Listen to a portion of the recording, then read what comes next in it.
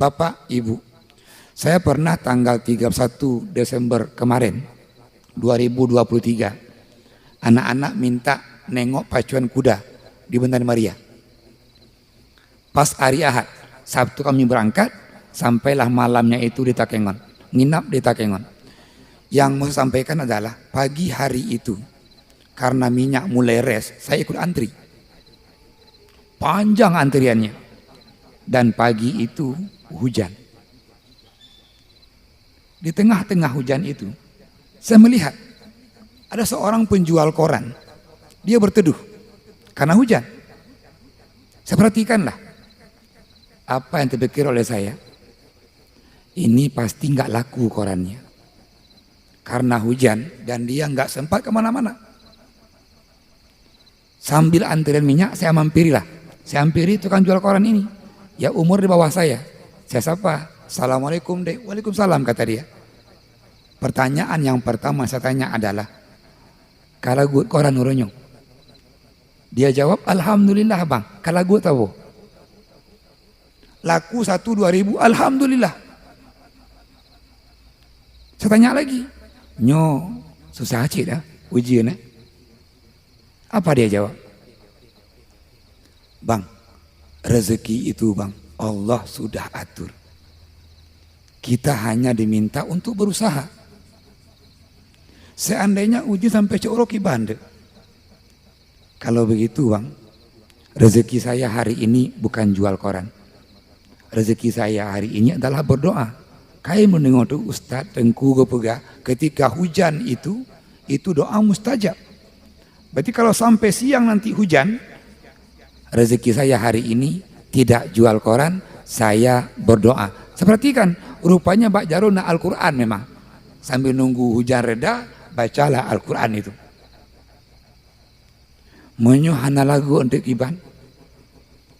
Dia jawab lagi, "Kalau nggak laku hari ini, saya akan berpuasa." Pakon yakin tak lembu. Dia jawablah, Allah sudah mengatur rezeki kita. Apapun itu bentuknya adalah rezeki. Nggak laku koran hari ini, rezeki. Saya punya doa hari ini, rezeki. Kata orang ini. Dan alhamdulillah bang, kata dia, semenjak saya jual koran, saya nggak pernah kelaparan. Kalau nggak laku, dia puasa. Tunggu pegahabannya redalah hujan, dia minta izin. Sampai saya lupa nama. Tanya nama siapa namanya. Meliku urung pengak koranyo. Pagi hari itu yang biasa runtuhan memberikan tausiah subuh, entah di Sigli, entah di Banda Aceh. Namun di pagi hari itu saya dapat tausiah dari siapa? Tukang jual koran. Bukan ustaz, tapi tukang jual koran. Bagaimana dia meyakini bahwa konsep rezeki itu, konsep hidup itu, inilah kehidupan. Sambil saya duduk, saya menangis. Dia nggak punya apa-apa, makan siang nggak tahu, makan malam nggak dapat apa-apa, namun terus bersyukur. Kita, alhamdulillah, terkadang kita punya simpanan makanan untuk seminggu, bahkan sebulan, namun kita lupa bersyukur.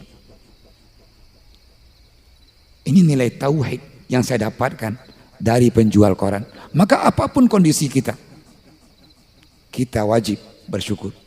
Bagaimana cara bersyukur yang paling sempurna? Seorang ulama, Abu Bakar Al-Jazair, karang kitab Minhajul Muslim. Dalam kitab itu kata beliau, asyukuru ala ni'am wajib. Mensyukuri nikmat itu wajib. Wa ahammuha as-salatu wal iktharu biha. Bagaimana cara bersyukur yang sempurna? Kata imam ini, perbanyaklah sholat. Maka sholat itu hakikatnya kita bersyukur. Datang ke masjid di pagi hari, setiap langkah kakinya itu adalah pengampunan dosa.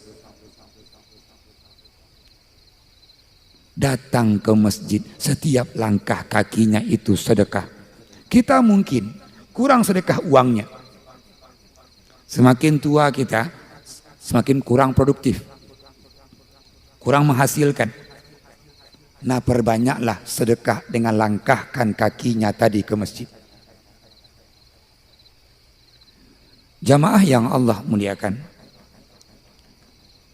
inilah hakikat kita bersyukur. Maka Allah Subhanahu wa taala yang Maha tahu, tengok surah Saba ayat 13. Apa kata Allah? Wa qalilun min ibadiyasy syakur. Hanya sedikit kata Allah dari hamba-hamba Allah yang bersyukur. Maka Imam Qurtubi, pengarang tafsir Al-Jami' Ahkamil Qur'anil Karim, ketika diukur siapakah orang yang bersyukur dengan mentaati perintah Allah, mendirikan sholat, maka kata Imam Qurtubi sangat sedikit. Dari sekian banyak warga Kampung Keramat, subuh itu yang mengisi masjid berapa orang? Enggak sampai setengahnya. Artinya apa? Sedikit dari sekian warga Kampung Keramat. Hakikatnya ketika orang datang ke masjid, tunaikan sholat berjamaah, inilah orang-orang yang mensyukuri nikmat Allah. Yang kedua, salawat dan salam kita kirimkan ke baginda Rasulullah SAW. Bapak, ibu, Nabi, kata sahabat Ibnu Umar radhiyallahu anhuma, pernah ditanya oleh orang Ansar. Orang Ansar ini bertanya, ya Rasulullah, ayu mu'minina afdal. Dari sekian banyak orang-orang yang beriman, siapa yang paling mulia? Ini pertanyaan orang Ansar ke Rasulullah. Nabi enggak menjawab. Yang paling mulia itu yang paling tua. Yang paling mulia itu yang paling banyak ilmunya. Yang paling mulia itu yang paling banyak ibadahnya. Namun yang Nabi jawab adalah afdalul mu'minina imanan. Mukmin yang paling sempurna imannya itu adalah ahsanuhum khuluqa, yang paling baik akhlaknya. Maka semua ibadah yang kita lakukan, ketika orang punya ilmu, tujuan akhirnya adalah akhlaknya baik. Ketika orang dirikan sholat, tujuan akhirnya adalah akhlak. Ketika orang berpuasa, tujuan akhirnya adalah akhlak. Ketika orang berzakat, tujuan akhirnya adalah akhlak. Ketika orang haji umrah, tujuan akhirnya adalah akhlak. Ada dulu, tak kala kita di SMA atau di MAN, diajarkan ilmu Al-Jabar. Siapa penemu ilmu Al-Jabar ini? Al-Khawarizmi. Nama lengkap beliau adalah Muhammad bin Musa Al-Khawarizmi. Ini orang Islam. Lahir 164 Hijriah. Wafat 232. Masih salaf. Khawarizmi yang suka buat rumus-rumus, Pak. Ditanyalah oleh murid-muridnya. Ya Syekh, man khairul mu'min? Apa ukurannya orang yang baik itu? Rumus diberikan oleh Khawarizmi adalah idza kana lil insani za khuluqin fa udifal wahid. Kalau orang punya akhlak, berikan nilainya 1. Ini orang baik akhlaknya 1 nilainya. Wa idza kana za jamal, udah akhlaknya bagus, orangnya ganteng, orangnya cantik, kalau perempuan faudi fasiprat, tambahkan 0 1, 10 nilainya. Wa idza kana za malin, udah cantik, akhlaknya bagus, kaya lagi, faudi fasiprat, tambahkan 0 1 lagi, nilainya 100. Wa idza kana za mansibin, yang 3 tadi dia punya jabatan lagi, faudi fasiprat, tambahkan 0 1 lagi, nilainya itu 1000. Wa idza kana za ilmin katsir, udah yang 4 tadi dia punya, tambah lagi ilmunya banyak, maka nilainya tambahkan 0 1 lagi, 10.000. Nah rumusnya kata Khawarizmi, idza faqada minhul khuluq, kalau akhlaknya itu hilang, akhlaknya enggak ada, fahuzifal wahid, buang angka 1-nya. Ndro laga, ndro ganteng, akhlak anak 0. Orang kaya, harta banyak, akhlak enggak punya 0. Pejabat tinggi jabatan Namun akhlak enggak punya, nilainya 0. Dro tengku, kitabnya gapai, mandum gapai. Akhlak hana. Maka tengku itu pun juga 0 nilainya. Kalau begitu, kita punya nilai di sisi Allah dan sisi manusia tak kalah kita punya akhlak.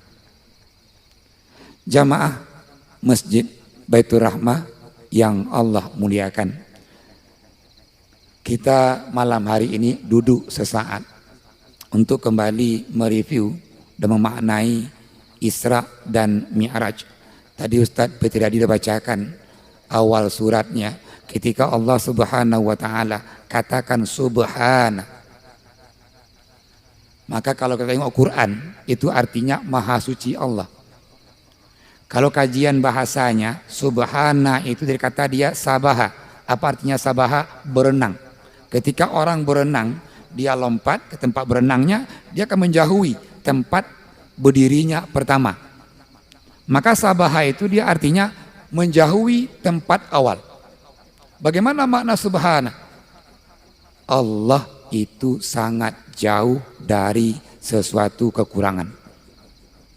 Allah maha kaya. Allah maha pemberi rezeki. Allah pemberi sehat. Artinya apa? Ini kisah Isra dan Mi'raj. Yang pertama ditanamkan adalah tauhid. Apa tauhidnya? Allah murid. Allah maha berkehendak. Kalau Allah berkehendak, semua terjadi. Ini kasusnya. Kisah Isra dan Mi'raj. Ini unlogik. Tidak masuk akal. Jarak antara Mekah dan Baitul Maqdis kurang lebih 1239 km. Dulu orang menempuhnya itu 40 hari perjalanan. Ketika Al-Quran sampaikan ta'rujul malaika warruh, ketika naikkan ini malaikat dan ruh itu ke arasy, perlu waktu dia 3.500 tahun. Namun Allah mengisrakan, memi'rajkan Nabi dari Mekah dulu ke Palestina. Ini sebagian malam dinaikkan lagi sampai ke langit ketujuh, bahkan ke Sidratul Muntaha. Dalam bunyi ayatnya lailan. Apa lailan? Sedikit malam. Bukan satu malam, sedikit malam. Maka ketika Allah berkehendak, semua terjadi.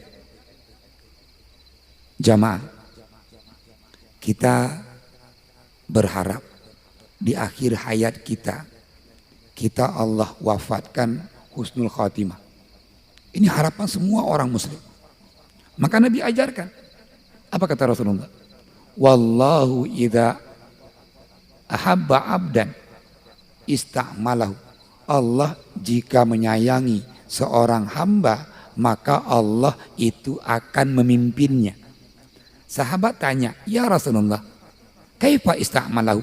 Bagaimana Allah memimpin orang itu? Nabi menjawab, yahdihi ila amalin saleh summa yakbidu. Allah menuntun orang itu untuk taat, untuk beramal saleh. Tak kala orang itu beramal saleh, Allah cabut nyawanya. Kalau kita hari ini nengok ada orang meninggal pas lagi baca Quran, ketahuilah yang meninggal lagi baca Quran itu, kata Rasulullah, al-insanu mata ala ma'asyabihi. Orang itu mati sesuai dengan kebiasaannya. Artinya apa? Kebiasaan dia baca Quran. Ada orang tengah jauh masjid, meninggal, sedang pergi ke masjid. Itu artinya kebiasaan dia pergi ke masjid. Ada orang lagi sholat sunat, meninggal dalam sholatnya. Itu maknanya kebiasaan dia memang mengerjakan sholat sunat. Maka pada poin ini kita pun juga hati-hati. Kawan-kawan ini yang dari pagi ke pagi di kedai kopi, hati-hati. Nanti meninggalnya juga di kedai kopi. Yang tiap hari ini futsal, pagi futsal, siang futsal, hati-hati. Itu meninggalnya lagi main futsal itu.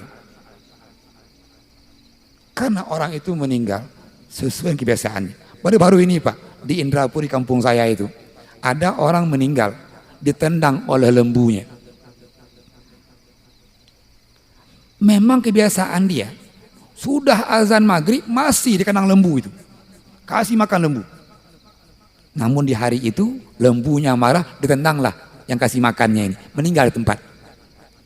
Artinya apa? Kebiasaannya memang dengan lembu itu. Maka jangan heran kalau ada pembalap meninggal lagi balap, memang itu kebiasaannya. Ada petinju meninggal lagi tinju, memang itu kebiasaannya. Maka di poin ini lagi-lagi ini, ambillah kebiasaan yang baik, kita akan meninggal dalam kebiasaan yang baik itu. Ini makna yang Nabi sampaikan, al-insanu mata ala ma'asyabi. Dan di poin ini juga kita akan ditengok ini bagaimana akhir kita. Ada orang taat awalnya, itu dalam Al-Quran surah Al-A'raf Allah abadikan, in tatrukuhu yalhas in tahmil alaihi yalhas. Kalau engkau tinggalkan lidahnya menjulur, kalau engkau ajak pun lidahnya menjulur. Apa ini? Ini ibarat anjing. Siapa? Dulu ada aulia Allah. Aulia Allah, orang yang sangat taat. Siapa? Dalam tafsir Ibnu Katsir dan tafsir Al-Jami' li Ahkamil Qur'anil Karim disebut namanya dia Bal'am bin Ba'ura. Ini orang taat, orang saleh. Sampai semua doa-doa Bal'am Allah kabulkan. Saking salehnya. Ada orang nggak punya anak, datanglah ke Syekh Bal'am minta didoakan. Syekh Bal'am doa, Allah berikan orang itu anak. Ada orang yang sakit ingin disembuhkan, datang ke Syekh Bal'am. Syekh Bal'am angkat tangan, mohon sama Allah yang sakit itu sembuh. Ada orang yang lama nggak punya jodoh, datang ke Syekh Bal'am, minta sama Allah, suruh ini dapat jodoh. Syekh Bal'am angkat tangan, orang itu Allah berikan jodohnya. Di mana salah Bal'am? Tak kala Fir'aun mengejar Nabi Musa alaihissalam tenggelam dalam laut, dan Nabi Musa mengarah ke daerah tempatnya Bal'am tinggal. Maka penguasa daerah itu ketakutan. Kenapa? Fir'aun saja raja di raja mampu dikalahkan oleh Musa alaihissalam.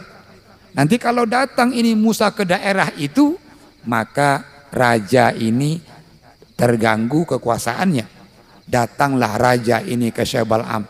Bal'am tolong doakanlah semoga Musa itu tersesat, nggak sampai ke daerah kita. Di awalnya Syekh Bal'am nggak mau. Oh nggak mau itu Nabi Allah, kata Bal'am. Si raja nggak habis akal.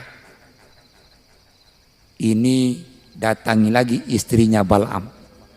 Engkau bujuk suamimu. Kalau berhasil nanti, ini harta negeri kita ini kita bagi dua. Saya setengah kata raja, engkau setengah. Akhirnya istri Bal'am mulailah bujuk suaminya. Tak kala mau tidur, bang, doalah bang, kan gak lama-lama doanya. Tinggal kau doakan saja. Semoga Nabi Musa itu gak sampai ke daerah kita. Di awalnya Bal'am gak mau, dua kali gak mau. Namun di kali yang ketiga, Syekh Bal'am angkat tangan, dan Allah kabulkan doa Bal'am.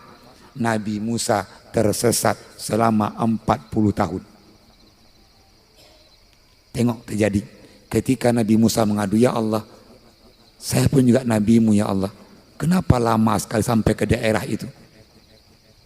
Kata Allah, itu doanya Bal'am itu. Nabi Musa minta, ya Allah balikkan doa itu. Dan betul, setiap berbicara Bal'am ini lidahnya terjulur sampai meninggalnya seperti anjing yang lidahnya terjulur. Dulu orang yang taat berakhir yang sangat mengganaskan. Berapa banyak kisah-kisah lainnya. Dulu orang yang ahli maksiat, yang banyak dosanya, namun tak kalah meninggalnya itu husnul khatimah. Lihatlah sahabat. Siapa? Umar bin Khattab radhiyallahu an. Ini orang, kalau ada yang merasa jago itu di Mekah, kalau kita ini umrah atau haji, itu ada Masjidil Haram. Nah samping itu ada Dulu namanya Jabal, Jabal Kubes namanya. Hari ini dibangun hari ini gedung untuk para pemerintahan. Nah, dulu kalau ada yang merasa kah, Umar bin Khattab akan tantang ini. Ini main pedang di Jabal Kubes. Namun lihat, doa Umar bin Khattab adalah Allahumma amitni syahidan wa amitni fi baladi rasuli. Karena beliau banyak menaklukkan daerah-daerah, khawatir wafatnya Khalifah Umar bukan di Mekah, bukan di Madinah. Maka doa beliau, ya Allah wafatkanlah saya dalam keadaan syahid. Ya Allah wafatkanlah saya di negeri Rasulmu. Mana Mekah atau Madinah? Dan Allah kabulkan doanya Umar bin Khattab. Kenapa orang hari ini kalau berdoa meninggalnya di Mekah, meninggalnya di Madinah itu boleh secara hukum? Ini dalilnya. Karena Khalifah Umar bin Khattab pernah berdoa untuk diwafatkan baik di Mekah maupun di Madinah. Beliau wafat tak kala menjadi imam salat subuh ditusuk oleh Abu Lu'lu, dan wafatnya di Madinah. Jamaah Masjid Baitur Rahmah yang Allah muliakan. Maka subhana tadi itu menunjukkan bahwa Allah itu maha berkehendak. Dan kehendak Allah terkadang dan sering di luar kadar kemampuan kita untuk berpikir.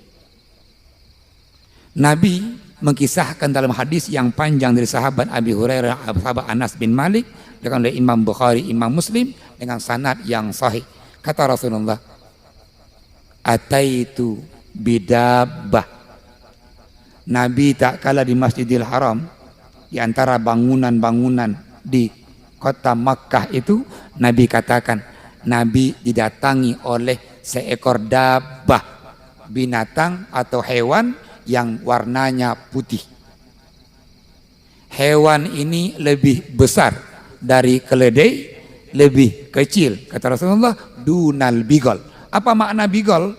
Ini peranakan antara kuda dengan keledai. Ayah haji kuda, mak haji keledai. Nah lahirlah anak, namanya bigol. Maka inilah yang disebut dengan buraq. Nabi naiklah buraq sampai ke Baitul Maqdis di Palestina. Nabi katakan, saya ikatkanlah buraq itu di tambatan hewan para nabi. Ternyata buraq itu bukan hanya ditunggangi Rasulullah, namun buraq itu adalah kendaraan para rasul. Ketika Nabi Ibrahim alaihissalam mengunjungi ananda beliau Ismail alaihissalam di Mekah, Nabi Ibrahim menggunakan juga buraq. Nah kalau begitu buraq ini adalah kendaraan para nabi.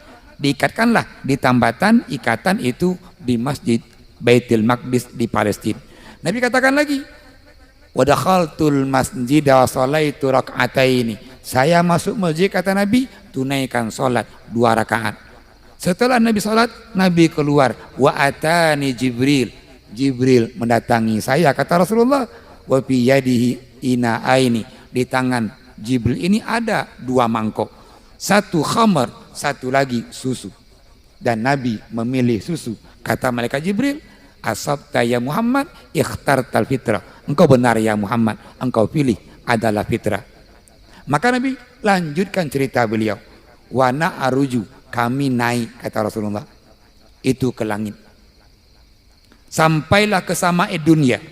Langit bumi ini disambut oleh sosok Jibril. Sampaikan assalamualaikum. Orang ini bertanya, man anta? Qala Jibril, ana Jibril. Man ma'aka? Muhammad. Hal bu'isa, apakah sudah diutus untuk menemui Allah? Iya, kata Jibril alaihissalam. Keluarlah orang itu, ternyata Nabi Adam alaihissalam. Naik lagi ke langit yang kedua, disambut lagi oleh Nabi Isa dan Nabi Yahya. Naik lagi, ini ke langit yang ketiga, disambut lagi oleh Nabi Idris alaihissalam. Langit yang keempat, Nabi Harun alaihissalam. Langit yang kelima, Nabi Musa alaihissalam. Sampailah ke langit yang keenam, Nabi Ibrahim alaihissalam. Nah, ketika sampai jumpa dengan Nabi Ibrahim, Nabi akui, Wa ra'aituhu mustanidan baital makbur. Saya menengok Nabi Ibrahim bersandar di Baitul Makmur. Nabi Ibrahim berpesan ke Rasulullah, ya Muhammad, akri ummataka assalam. Sampaikan salam saya, kata Nabi Ibrahim, kepada umatmu. Wakhbirhum, sampaikan ke mereka. Apa? Surga itu yang pertama tanahnya subur, airnya sangat jernih. Dan sampaikan ke umatmu, ya Muhammad, tanaman-tanaman surga itu adalah Nabi Ibrahim ajarkan. Subhanallah walhamdulillah wala ilaha illallah wallahu akbar. Ini ucapan Nabi Ibrahim mengajarkan Rasulullah untuk disampaikan ke kita. Nabi diajaklah oleh Jibril di malam, di waktu yang singkat itu, mengunjungi surga, mengunjungi neraka. Maka banyak hadis yang sampai ke kita. Di antaranya dari Anas bin Malik, kata Rasulullah, ra'aitu lailata usriyabi. Di malam saya diisrakan, kata Rasulullah, saya melihat siapa? Kauman, ada orang, tuqradu syafahuhum, lidah mereka, bibir mereka itu digunting, bimaqarid minnar, dengan gunting dan guntingnya dari neraka. Digunting lagi, hilang lagi, sehat lagi, normal lagi, digunting lagi, sampai Nabi bertanya, ya Jibril, man haulai, siapa orang-orang ini yang bibirnya, lidahnya digunting, pakai gunting dari neraka? Qala, Jibril menjawab, khutaba'u ummatika ya Muhammad, itulah alim ulama umatmu ya Muhammad, itulah ustaz, itulah tengku umatmu ya Muhammad. Ya'murunan nasa bil bir, mereka mengajak orang lain berbuat baik, mereka mengajak orang lain untuk terus dalam kebaikan, sementara yang sauna anfusahum, mereka enggak melakukannya, mereka enggak berbuat. Ini disampaikan yang Nabi lihat tak kala Lailatul Isra. Jamaah yang Allah muliakan, di hadis yang lain Nabi sampaikan juga, ra'aitu Lailatul Isra, saya di malam diisrakan itu, kata Nabi, ra'aitu kauman, saya menengok orang, beberapa orang itu. Bagaimana orang itu? Butunuhum kalbuyut, perut-perut mereka besar seperti rumah. Nabi lanjutkan, wa fihal hayyat, dalam perut itu ada ular. Tura min khariji butunihim, ular-ular itu nampak dari luar perut mereka. Bayangkan orang besar perutnya, dalam perutnya itu ular, dan ularnya nampak dari luar. Nabi kembali bertanya, ya Jibril, man haula, siapa orang ini? Kembali Jibril menjawab, ya Rasulullah, hum akilatur riba, itulah orang pemakan riba. Nabi menceritakan lagi, ada orang, kata Rasulullah, ra'aitu kauman lahum masyafiru ka masyafir ibir, mereka punya bibir, bibirnya itu seperti bibir unta. Ya yudakhalu min afwaihim sakhara minan nar, melalui bibir itu dimasukkanlah batu, batunya dari neraka. Wa yakhruju min asafilihim, dan batu itu keluar dari pembuangannya, masuk lagi, keluar lagi, masuk lagi, keluar lagi, sampai Nabi kembali bertanya, man haula ya Jibril, siapa orang itu? Kembali Jibril menjawab, ulaika yakuluna amwalan nas zulma, mereka itulah orang-orang yang makan harta orang lain secara zalim. Bapak, Ibu, kemudian saya ingatkan bahwa kita hari ini di tahun politik, tahun pemilu, karena ini sudah budaya, karena mungkin sudah biasa dianggap benar. Namun ketahuilah, ketika orang takut nggak terpilih, syaitan itu membisikkan dalam hatinya, nyo, nak bagi-bagi amplop, nak bagi-bagi sembako, nyo, pada pilih rana. Ini yang membisikkan adalah syaitan. Ketika orang dibisikkan hal-hal seperti ini bisikan syaitan. Akhirnya orang ini bagi amplop, bagi sembako, bagi ini, bagi itu. Bagaimana secara hukum? Maka Nabi sampaikan, ar-rashi wal murtashi finnari warraisha, rawahu Imam Ahmad. Yang menyogok, yang disogok itu dalam neraka, termasuk perantaranya. Siapa? Tim sesnya. Maka ini makan harta orang bagian dari kezaliman itu. Kita sudah alhamdulillah sudah hadir ke rumah Allah setiap subuh, setiap zuhur. Gara-gara sedikit ini doa kita itu Allah tidak kabulkan. Dan kata Ibnu Abbas dikutip dalam kitab Harta Haram punya Dr. Erwandi Tarmizi, kata Ibnu Abbas, la yaqballahu salatam mri'in fi jawfihi syai'un min haram. Allah enggak terima salat seseorang dalam dirinya itu ada sesuatu yang haram. Jamaah yang Allah muliakan, kita ambil sedikit lagi. Nabi sampaikan dalam hadis ini, ketika Nabi Musa alaihissalam bertanya, ma farada rabbuka ala ummati, apa yang Allah wajibkan untuk umatmu? Nabi menjawab, khamsina salatan fi yaumin wa laylah. Allah wajibkan atas umatku, kata Nabi, salat 50 kali sehari semalam. Nabi Musa terkejut dan katakan, ya Muhammad, fa inna ummatika la yatikun, umatmu enggak mampu. Was'al rabbaka takhfif, mohonlah kepada Tuhanmu ya Muhammad untuk mengurangi. Nabi naik lagi, jumpa dengan Allah lagi, minta lagi. Wa'adda khamsan, Allah kurangi lagi, balik lagi ke Nabi Musa. Berapa dikurangi? 5. Kata Nabi, wa ana uraji baina rabbi wa Musa, saya berulang kali ini jumpa Allah, jumpa Musa, sampai akhirnya itu diwajibkan 5 waktu. Yang 5 waktu ini pun kata Nabi Musa alaihissalam, ya Muhammad, fa inna ummataka la yutiquna, umatmu enggak mampu ya Muhammad. Namun Allah menjawab, ya Muhammad, innaha khamsu salawatin, itu salat 5 waktu, likulli salatin ashrun, setiap salat itu adalah perumpamaan ibadahnya 10 kali. Maka Allah wajibkanlah kita ini salat 5 waktu sehari semalam. Dan ini ibadah yang agung. Lihat, Nabi Ibrahim dalam surah Ibrahim ayat 40. Apa doa Nabi Ibrahim? Setelah dapat anak sekian tahun, punya anak, dapat Ismail, dapat Ishak alaihi salam. Ayat sebelumnya, alhamdulillahilladzi wahabali alal qibari Ismail wa Ishak innahu sami'ud du'a. Lama sudah ini Nabi Ibrahim itu berdoa. Sampai di umur beliau 89 tahun Allah berikan Nabi Ismail. Begitu Nabi Ibrahim punya anak, beliau puji Allah, maha suci Allah yang berikan saya anak walaupun umur saya, kata Nabi Ibrahim, di masa tua renta.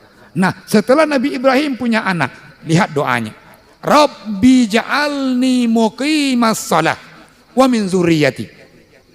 Ya Allah, jadikanlah saya, kata Nabi Ibrahim, orang yang selalu mendirikan salat, dan juga anak cucu saya, semua keturunan saya. Innaka sami'ud du'a. Lagi-lagi ini, Engkau yang maha mendengar ya Allah. Jamaah, doa Nabi Ibrahim ini Allah kabulkan. Apa buktinya? Tengok Al-Baqarah 133. Apa bunyi ayat? Am kuntum syuhada'a. Apakah kalian, kata Allah, menyaksikan atau tidak? Apa? Idh hadara Ya'qubal maut. Tak kala Nabi Ya'qub alaihi salam mau meninggal dunia. Detik-detik Nabi Ya'qub mau meninggal dunia, beliau kumpulkanlah semua anak beliau, yang jumlah menurut riwayat 12 orang, termasuk Nabi Yusuf alaihissalam. Lihat apa wasiat seorang ayah kepada anaknya dalam ayat ini, ma ta'buduna min ba'di, Wahai anak-anak ayah, kalau ayah meninggal nak, apa yang akan kalian sembah? Padahal Nabi Yakub ini anaknya Nabi Ishak, orang yang kaya, punya harta tanah yang luas, hewan ternak yang banyak. Namun tak kala Nabi Yakub mau meninggal dunia, beliau kumpulkan anak beliau. Wasiat beliau adalah, kalau ayah meninggal nak, apa yang kalian sembah?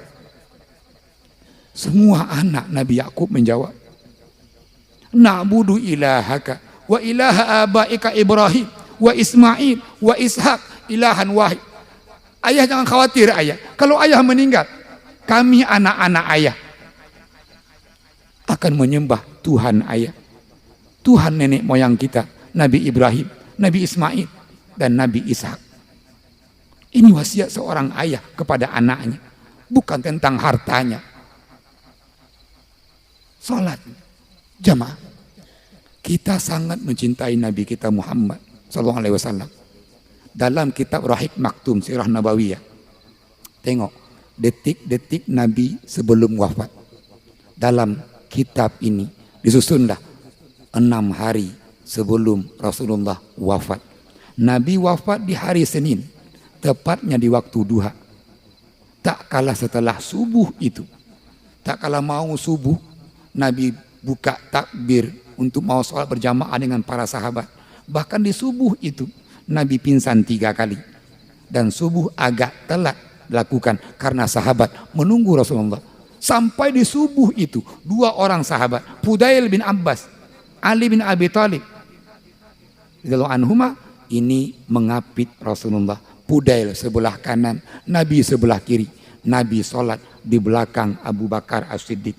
Setelah subuh itu, Nabi minta ke Sayyidah Aisyah untuk panggil ananda yang masih hidup, anda beliau, Fatimah binti Muhammad.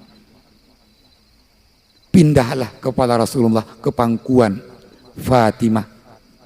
Sayyidah Aisyah tahu bahwa ini seorang ayah akan berpesan untuk anaknya. Sayyidah Aisyah menjauh.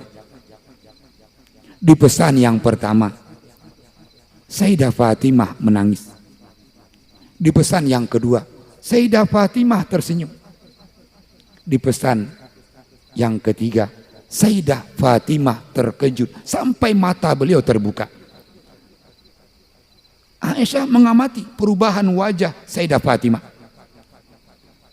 Sampai Sayyidah Aisyah bertanya, kalau boleh tahu, kata Sayyidah Aisyah, apa yang disampaikan oleh Rasulullah? Kata Fatimah, ya Ummul Mukminin, tadi ayah saya sampaikan, yang pertama kata beliau, sakit beliau semakin keras, umur beliau tidak lama lagi, maka saya menangis. Kita akan berpisah dengan orang, sosok yang paling kita cintai. Yang kedua kata ayah saya, kata Sayyidah Fatimah, di antara kerabat kita nanti nak, yang berkumpul dengan ayah di surga, engkau ya Fatimah. Maka Fatimah tersenyum. Namun di kali yang ketiga, yang membuat Fatimah itu terkejut adalah pesan Rasulullah. Ya Fatimah, qulil mu'minin. Ya Fatimah, sampaikan ke orang-orang yang beriman, ayyuhafadhu ala salawatil khamas, untuk menjaga salat yang 5 waktu. Lihat, saking sayangnya Rasulullah dengan kita, cintanya Nabi dengan kita, sampai wasiat untuk ananda Sayyidah Fatimah, isinya untuk kita semua. Sampaikan ke orang-orang yang beriman untuk menjaga sholat yang 5 waktu. Dan wasiat ini nggak hanya berhenti sampai di sini. Ketika khalifah yang pertama Abu Bakar As-Siddiq, di penghujung ayat beliau sakit 13 hari. Di hari ke-11-nya seorang sahabat Salman Al-Farisi masuk kamarnya Abu Bakar. Kata Salman Al-Farisi, ya Abu Bakrin ausini, ya Abu Bakar, berikan saya wasiat. Wasiat Abu Bakar ke Salman Al-Farisi adalah, ya Salman, ihfad salawatil khamas, jaga salat yang 5 waktu. Ketika Abu Darda minta nasihat Salman Al-Farisi, nasihat ini juga sama, jaga salat yang 5 waktu. 2 sahabat ini, Salman Al-Farisi, Abu Darda radhiyallahu anhuma, mendapatkan wasiat sholat bukan berarti sholatnya bolong-bolong. Baca sejarah, ini dua orang sahabat yang gak pernah tinggal tahajud, yang gak pernah tinggal duha. Namun wasiatnya adalah jaga sholat yang 5 waktu. Jamaah yang Allah muliakan, kenapa wasiat ini terus berantai? Muncul pertanyaan dalam diri saya, kenapa dari Rasulullah sampai ke para sahabat, sampai ke tabi'in, sampai ke tabi'ut tabi'in, wasiat ini terus berantai? Ada dalam kitab As-Salatu wa Hukmu Tarikiha, salat dan hukum meninggalkannya, karangan Ibnu Qayyim Al-Jauzi, tepatnya di halaman ke-7. Ibnu Qayyim Al-Jauzi mengutip pendapat sahabat Ibnu Abbas radhiyallahu anhu. Ibnu Abbas menjelaskan bagaimana dahsyatnya dosanya orang-orang meninggalkan salat. Kata Ibnu Abbas, man taraka subha, yang tinggal salat subuh sekali aja, walahun naru sadasina kharifah, Allah akan letakkan orang ini neraka selama 30 tahun. 30 tahun neraka nggak sama dengan dunia. Karena 1 hari neraka sama dengan dia 1000 tahun dunia. Kalau orang itu 30 tahun nerakanya, kali kasih berapa lamanya? Waman taraka zuhra, kata Ibnu Abbas, yang tinggal sholat zuhur karena sibuknya bekerja, sibuknya dengan yang lainnya, sampai zuhur nggak buat, sampai zuhur nggak laksanakan. Kata Ibnu Abbas, pakaan nama qatala alfa mu'minin, dosanya sama orang ini membunuh 1000 orang muslim. Waman tarakal asra, yang tinggal sholat asar, pakaan nama hadamal Ka'bah, dosanya orang ini sama menghancurkan Baitullah Ka'bah. Waman tarakal maghrib, yang tinggal sholat maghrib, pakaan nama yazni biwalidi, dosanya sama orang itu berzina dengan orang tuanya. Kalau dia anak laki-laki, berzina dengan ibunya. Kalau dia anak perempuan, berzina dengan ayahnya. Sekali enggak maghrib, sekali berzina. 2 kali enggak maghrib, 2 kali berzina. Bayangkan, orang setahun enggak pernah maghrib. Kita di kampung Keramat, kalau ada orang yang berzina, kita usir kampung kita. Tapi pernah enggak kita mengusir orang-orang yang tidak tunaikan sholat maghrib? Karena hukumnya sama. Sama ini. Dan bahkan dosa zina yang paling besar adalah orang berzina dengan darahnya, anak dengan ayahnya. Wa man tarakal isya, kata Ibnu Abbas, yang tinggalkan sholat isya, fa innallaha la yardalahu dunya, Allah enggak ridho, Allah enggak rela orang itu tinggal di bumi Allah. Silakan cari planet lain, silakan cari tempat tinggal lain. Artinya apa? Kata Ibnu Abbas di syarah dalam kitab Ibnu Qayyim Al-Jauzi ini, orang yang tinggalkan salat isya tidak akan pernah mendapatkan kebahagiaan dalam kehidupannya dunia dan akhirat. Bapak, Ibu, jamaah yang Allah muliakan, mari kita sampaikan wasiat Rasulullah, wasiat para sahabat ini ke anak-anak kita, ke karib kerabat kita, ke orang-orang yang dekat dengan kita. Kalau kita memang betul sayang dengan mereka, sampaikan. Dirikan sholat. Nah, kita bangga kalau anak kita bisa bahasa Inggris, bisa ini, bisa itu. Ketika anak kita nggak sholat, kita abaikan. Tak kalah anak kita sholat, dengan sholatnya baik akhlaknya, berbanggalah.